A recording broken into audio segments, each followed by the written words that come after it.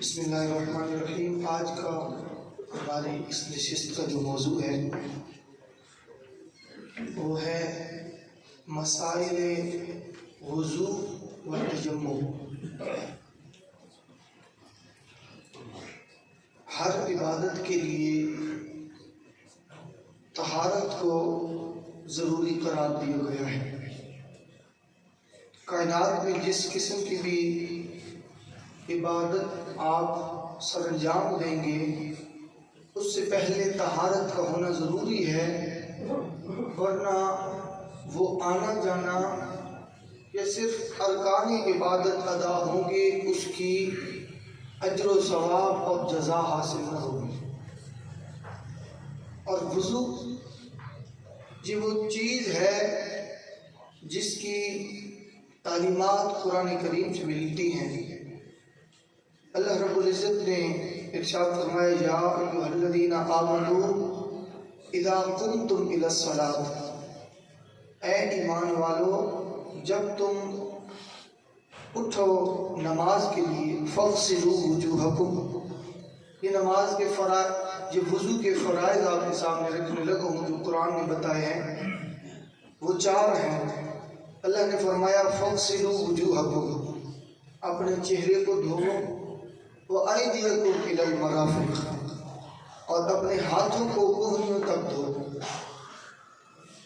وَامْسَحُوا بِرُؤُوسِكُمْ، اور سر کا مسح کرو، وَأَرْجُلَكُمْ إِلَى الْكَعْبَيْنِ، اور ٹخنوں تک اپنے پیروں کو دھو۔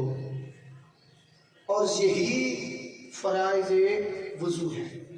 انہی 4 چیزوں پر وضو کا دار و مدار ہے۔ فرائض یہ ہیں، اس کے علاوہ باقی جتنے بھی ارکان ہیں یا جتنی بھی صورتیں ہیں وضو میں، وہ ساری سنت محمد رسول اللہ صلی اللہ علیہ وسلم کی۔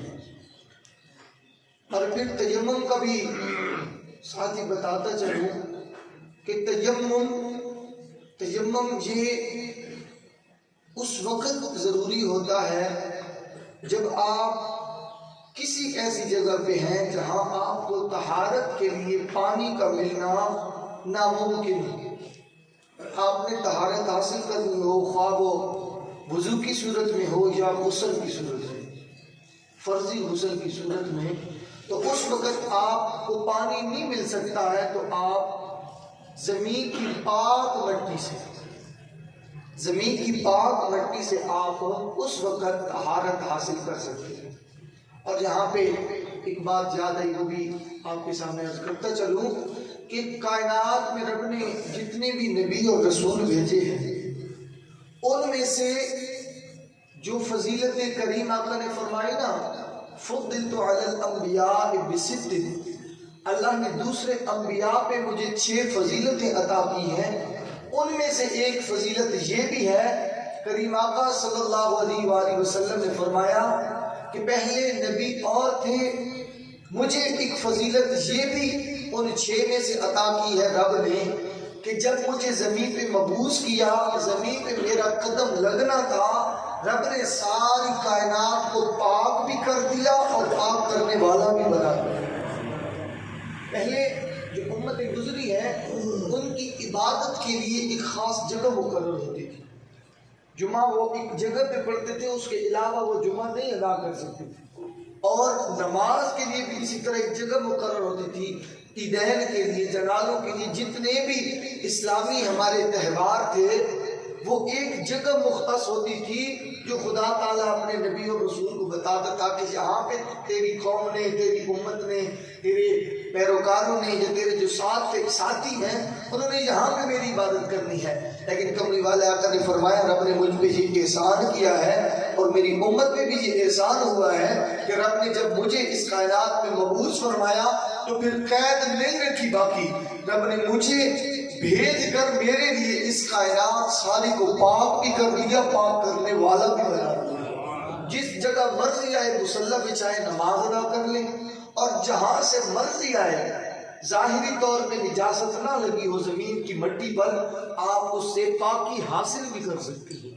تو تیمم، اس میں 3 چیزیں رکھی گئی ہیں۔ تیمم کی ضروریات میں سے سب سے پہلی چیز ہے نیت کا ہونا۔ نیت یہ ہو کہ میں خدا کی اس مٹی سے पाकी हासिल कर रहा हो।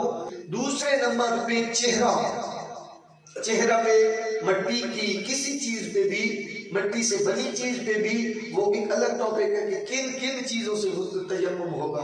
तो मट्टी की किसी चीज से को हाथ मस करके आप चेहरा पे मल लेंगे, चेहरा का मसा करेंगे सारे का। और उसके बाद दोनों हाथों का कुहनी समय जिस तरह हम वुजू करते हुए धोते हैं, उसका एक तरीका ये है जो फुक़हा ने बताया कि 3 उंगलियां अलग करके नीचे वाले जगह हिस्से से शुरू होकर पहले इस तरह लेके आना है, फिर हाथ को फेर कर इस तरह लेकर इसे मुकम्मल कर देना है। ये बाजुओं का मसा तयम्मुम में इस तरह बताया गया है। तो ये तयम्मुम की बात रही, ये 3 चीजें तयम्मुम में होती हैं। और उसके बाद वुजू की तरफ अगर हम आए तो अल्लाह रब्बुल इज्जत ने उम्मत मोहम्मदी के लिए वुजू एक खास नेमत के तौर पे रखी है।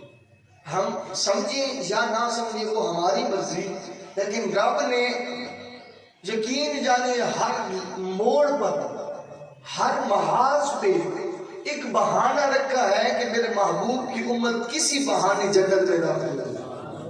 हर महाज पे, हर जगह पे कोई ना कोई एक कुलिया छोड़ दिया, एक कानून छोड़ दिया, एक इनाम छोड़ दिया कि मेरा जो बंदा जिसे दिल चाहे वो उस पे अमल करके वो निकल जाए उससे। और फिर वुजू जब आप करते हैं तो अमाल का दारो मदार नियतों पर है। हर बंदा जानता है इन्नमल अमालु बिन्नियात। तो अगर किसी अमल में अच्छी नीयत ना हो तो उसका सवाब नहीं मिलता होता। ये याद रखें, नीयत ना हो तो सवाब नहीं मिलता।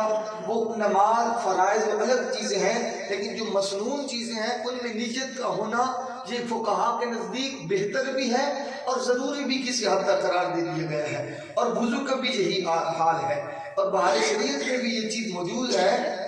वुजू पर सवाब पाने के लिए हुक्म इलाही बजा लाने की नीयत से वुजू करना जरूर है, वरना वुजू हो जाएगा सवाब न पाएगा। और आला हजरत इस ज़िमन में फरमाते हैं फतावा रज़वी शरीफ में कि वुजू में नियत न करने की आदत से गुनाहगार होगा। इसमें नियत सुन्नत मौक़िदा है। बंदा जब वुजू करता है तो नियत, काफी लोग नहीं करते होते, तो नियत सुन्नत मौक़िदा है। और वुजू की, सिर्फ वुजू की पहले फजीलत सुन लीजिए। हदीस पाक रुमाल की हदीस पाक है, करीम आका सल्लल्लाहु अलैहि वसल्लम ने फरमाया कि जो बंदा वुजू करके सो जाता है, बावुजू सोने वाला रोजा रख कर इबादत करने वाले की तरफ होता है।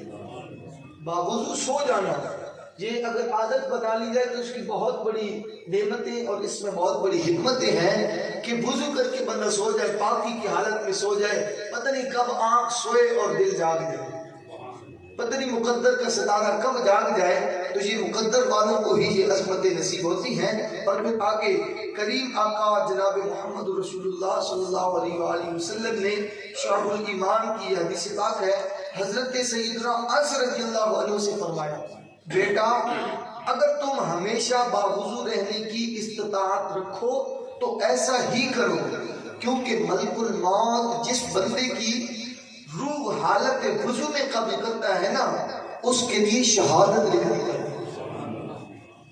मलकुल मौत जिस बंदे की वुजू की हालत में रूह कब्ज़ करता है, उस बंदे की शहादत लिख दी जाती है। और शहीद का आप लोगों को पता है ना कि शहादत का रुतबा कैसे मिला करता है। पहले जिस्म के हर एक उज़्व से खून बहाना पड़ता है। घर वालों को, दर वालों को, ताल्लुकात को, मुताल्लिकीन को, मुतवस्सिलीन को छोड़कर जिहाद की तकलीफें बर्दाश्त करके जिंदगी को कुर्बान करके फिर शहादत के मर्तबा पे बंदा मकाम होता है। कितना आसान सा तरीका है, बंदा हर वक्त वुजू में रहे, जब भी मौत आएगी अल्लाह रब्बुल इज्जत शहादत का मकाम अता कर दे। तो इससे बड़ी और सरवर कायनात की उम्मत पे क्या नवाज़िश करे होगा, किस तरह के इनामात और हासिल हो। और याद रखिए इस फतावा रज़वी शरीफ में ये बात इमाम आला हजरत ने लिखी है कि अल्लाह अज़्ज़ व जल ने हजरत सैयदना मूसा कलीमुल्लाह अला नबीना अलैहि वसल्लम से फरमाया, ए मूसा अगर बेवुजू होने की सूरत में तुझे कोई मुसीबत पहुंचे तो खुद अपने आप को मलामत करना। यानी कि जब जो बंदा वुजू में हो जाता है गोया वो अल्लाह की अमान में हो जाता है। یہی اس کا مطلب یہی بنتا ہے نا کہ موسیٰ اگر بے وضو ہو تو کوئی تکلیف پہنچے تو پھر اپنے آپ پہ ملامت کرو، اگر وضو میں ہوتے تو خدا کی پناہ میں ہوتے۔ یہ کتنی عظمت اور شان کی بات ہے۔ اور اس کے بعد قریب 2 حدیثوں کا خلاصہ ہے، جس نے بسم اللہ کہہ کر وضو کیا اس کا سر سے پاؤں تک سارا جسم پاک ہو گیا۔ جس نے آج دیکھیں وہاں سے انٹر ہوتے ہیں ہم لوگ اور وہیں سے بازو فولڈ کرنا شروع کیے اور گفتگو شروع کی، اور اس وقت ختم ہوتی ہے جب ہمارا وضو ختم ہوتا ہے۔ اسی لیے کہا گیا ہے کہ وضو میں چپ رہنا یہ بہت بہتر ہوتا ہے۔ اور جس نے بغیر بسم اللہ کہے وضو کیا نا، اس کا اتنا ہی بدن پاک ہوگا جتنے پر اس نے پانی گزارا۔ یہ بسم اللہ پڑھ لینا کون سی بڑی بات ہے؟ بسم اللہ پڑھ لینے سے اللہ رب العزت سارے جسم کی پاکی عطا کرتا ہے۔ اور حضرت سیدنا ابو ہریرہ رضی اللہ عنہ سے روایت ہے کہ سرکار مدینہ جناب محمد رسول اللہ صلی اللہ علیہ وآلہ وسلم نے ارشاد فرمایا، اے ابو ہریرہ جب تم وضو کرو تو بسم اللہ والحمدللہ کہہ لیا کرو، جب تک تمہارا وضو باقی رہے گا اس وقت تک تمہارے فرشتے یعنی کرام الکاتبین تمہارے لیے نیکیاں لکھتے رہیں گے۔ یہ کس بسم اللہ والحمدللہ کہہ کر جس نے وضو شروع کیا، جب تک وضو میں رہے گا کرام الکاتبین اس کی نیکیاں لکھتے رہیں گے۔ یہ میں نہیں کہہ رہا، یہ المعجم الصغیر لطبرانی میں جناب محمد رسول اللہ نے خود فرمایا۔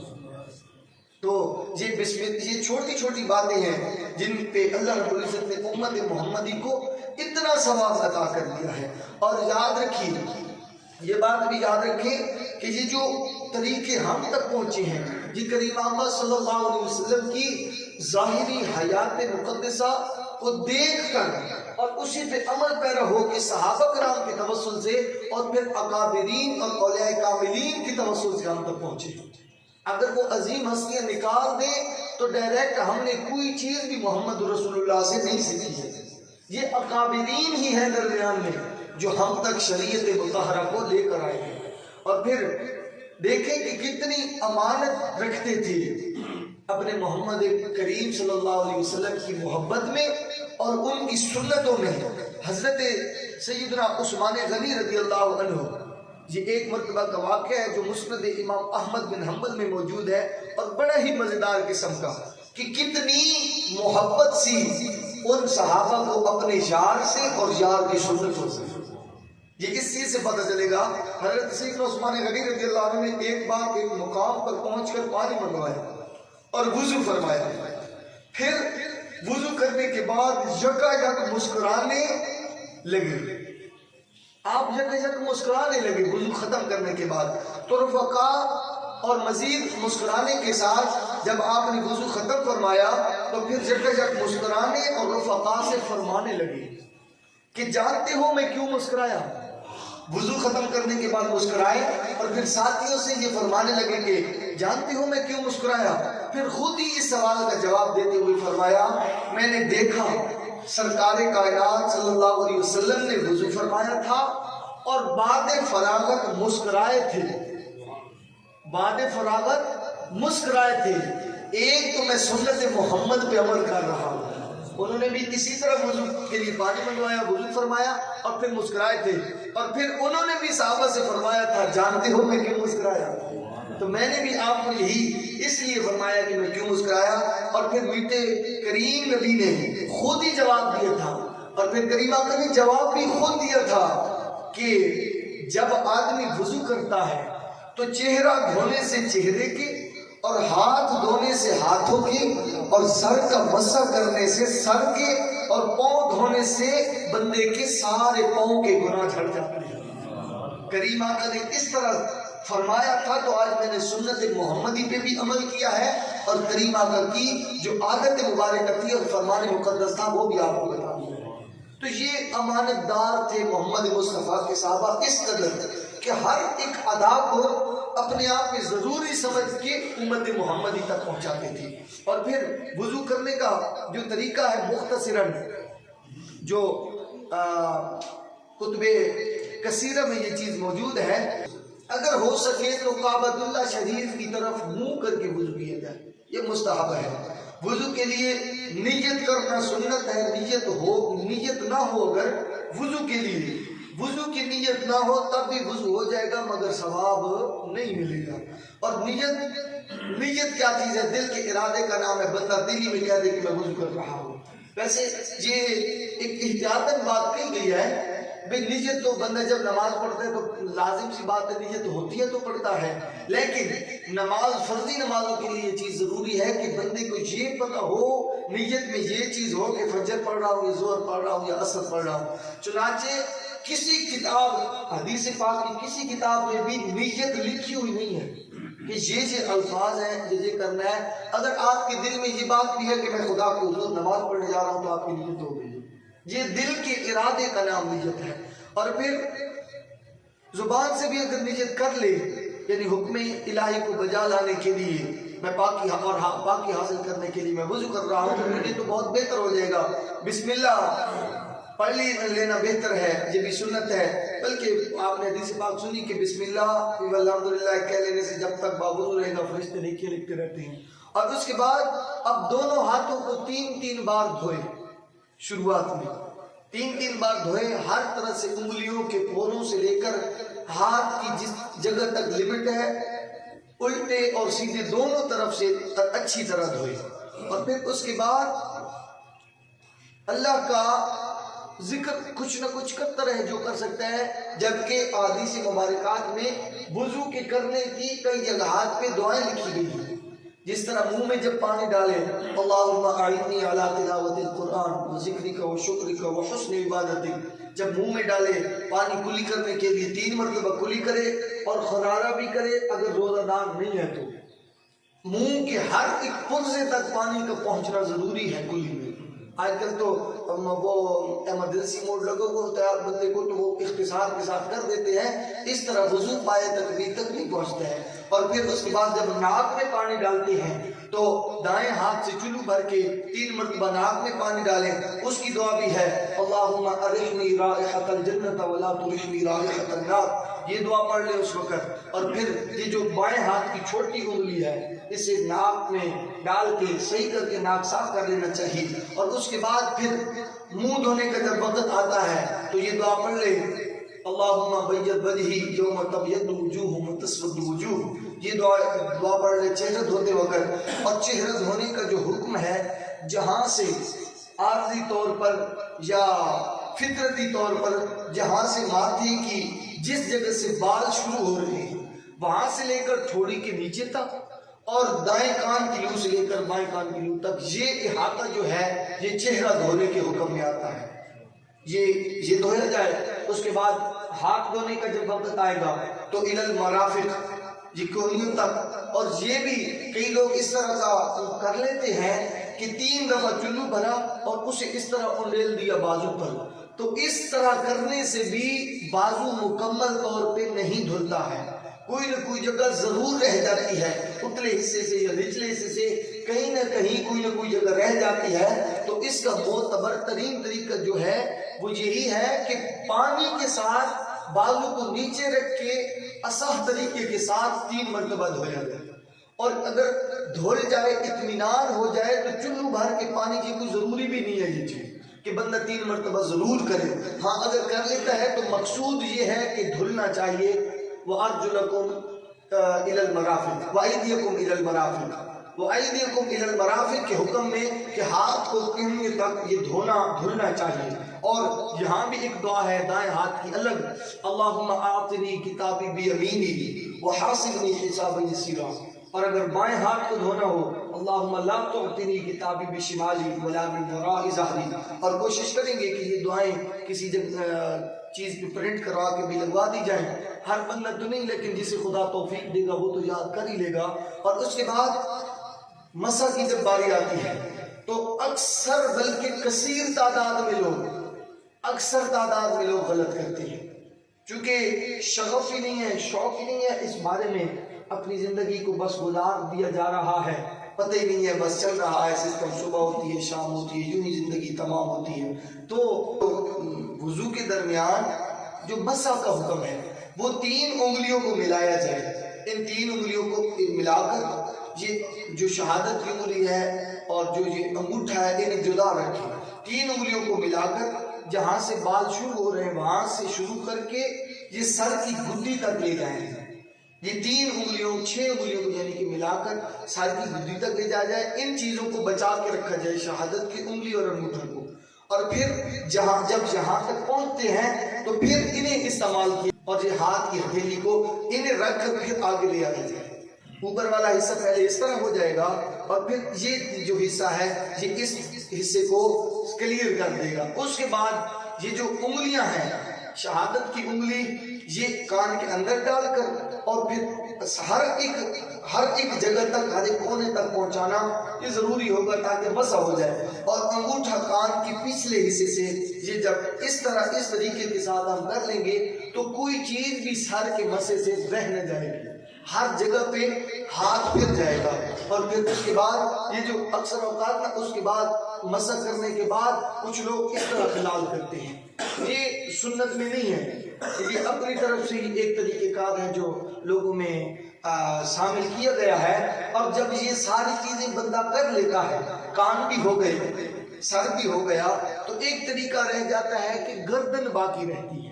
تو اس گردن کے لیے اکابرین نے یہ بتایا ہے کہ ہاتھ کا الٹا حصہ جو ہے ہاتھ کا الٹا حصہ اکٹھے رکھ کر وہ الگ طریقے کے ساتھ یہاں تک لے جایا جائے پیچھے سے آگے کی طرف. اور یہ بھی دیکھا گیا ہے کہ کچھ لوگ اس طرح کر رہے ہیں اور وہ وہی لوگ ہیں کہ جب ایسی گفتگو ہوتی ہے تو انہیں سونا یاد آ جاتا ہے یا کام یاد آ جاتا ہے.